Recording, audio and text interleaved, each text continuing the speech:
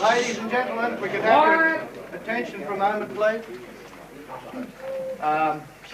There's always the official thing that has to be done, so we thought we'd get it over and done with right away. And it's my pleasure this afternoon to introduce to you Chicago.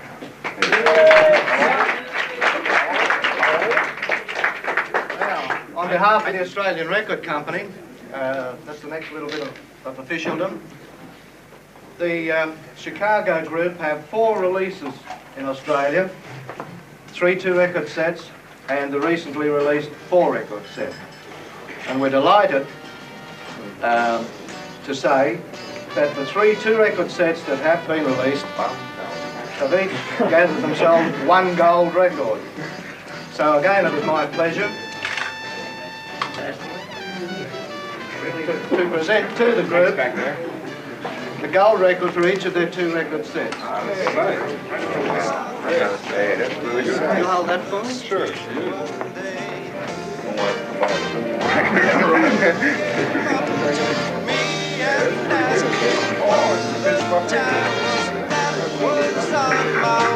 Believe me, that's no mean achievement.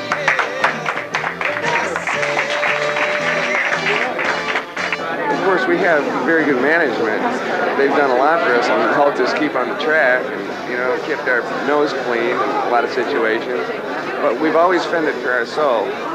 We've grown up together, in essence. We've gone to school together, and we're kind of friends as much as just cohorts and musicians. We're friends, too. It's like a family. Well, Walter Parazaider and Kath, you know, Walter's a sax player and Terry's a guitar player, and I were playing in a few other groups. You know, I've been with them, about 8 years now, you know. I met them when I was 15, and I joined a group called the Executives with them, which was Dick Clark's road band, you know. Yeah. And that was really a good band. It had horns, which was ahead of its time, you know, at that time. So that kind of broke up, and then we went to a kind of a club group, which was a drag. It was called the Missing Links, and it wasn't even worth, you know. So then we really got fed up with kind of just playing to please the audience, you know, playing top 40 and things like that. So we decided to put a group together, you know, of all good musicians, serious, you know, about music and serious about playing music up to our standards, you know, because we were sick and tired of playing music below our standards, you know. So we put together Chicago, you know. If so, I can't imagine why.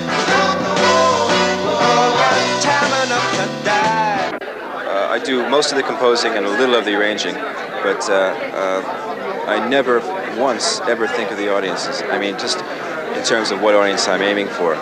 There'd always been sort of rhythm and blues horn groups around, you know, Sam and Dave, Ray Charles, a lot of big bands that were popular in terms of black music, but I think aside from jazz groups, there really wasn't very much happening. And I think the addition of the horns has led us to sort of new areas of music. You know, I think that's really where it's been.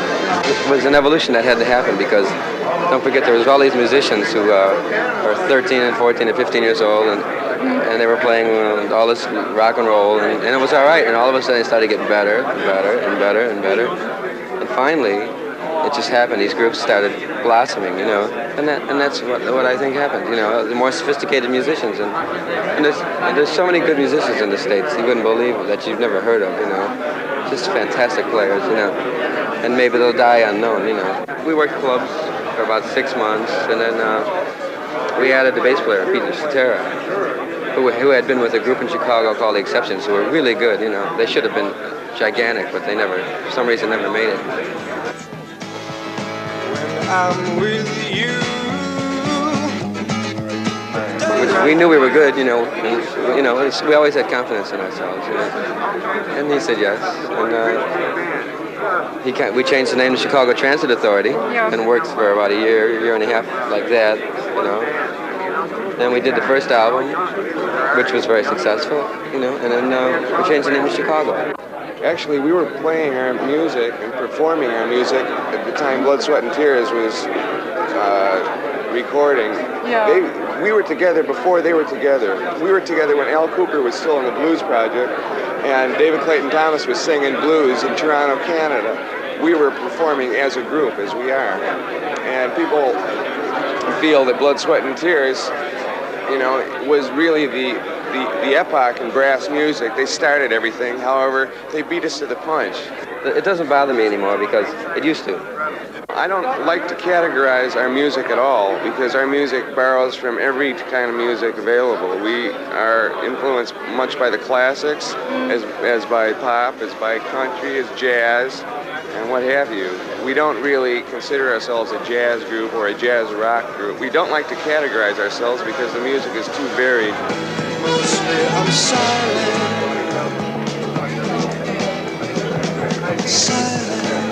La la la la la la la la la. The great thing about the States now is that if you like country and western, there's Pankow, there's Burrito Brothers. If you like jazz, you know, there's us and Blood, Sweat, and Tears, and plus we do a little bit of everything else. And if you like Latin music, there's Santana and Malo, and you know, and this is, you know, there's so many different kinds of music happening in the States that it doesn't matter. There's so many different tastes, you know, so there's something for everybody. Well, it's still a surprise to know that we've come as far as we've come. I still pinch myself once in a while because it doesn't seem like we could have ever accomplished what we have accomplished.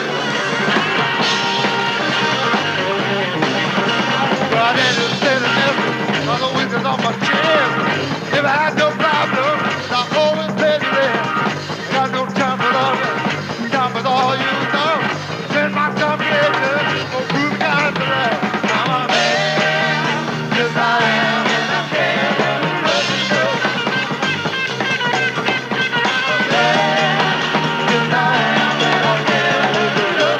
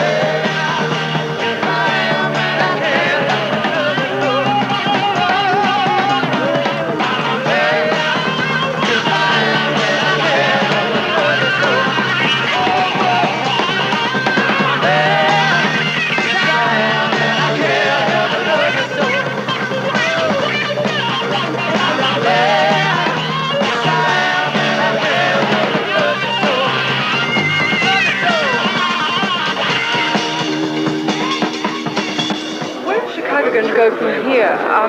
It's a good question.